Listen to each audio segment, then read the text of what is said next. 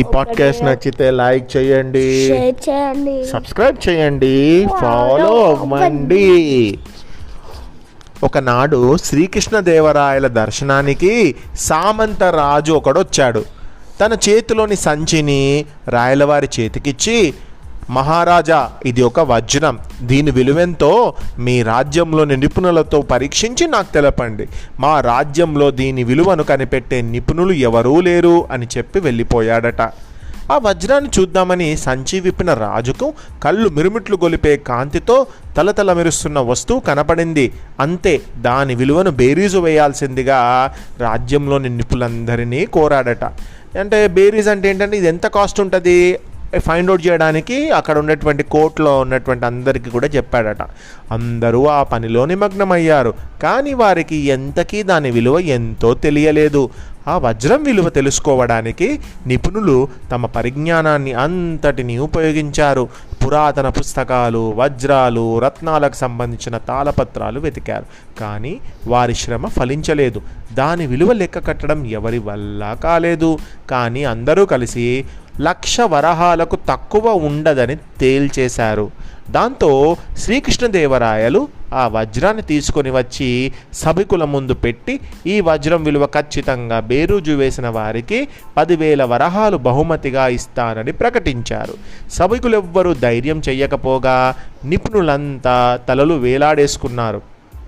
అంతలోనే ప్రవేశించాడు మన రామలింగడు.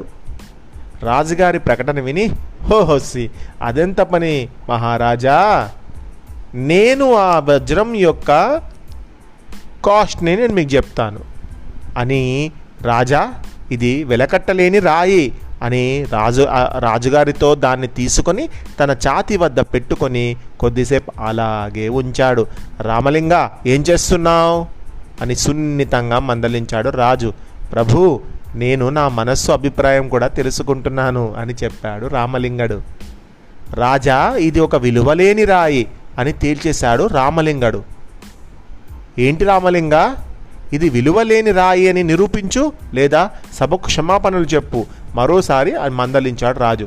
సరే రాజా అంటూ రాజుతో సహా సభికులందరినీ ఒక చీకటి గదిలోకి తీసుకెళ్ళి తలుపులు మూసి చీకటిగా ఆ రాయిని ఒక మెల్లగా బల్లపై ఉంచాడు రామలింగడు.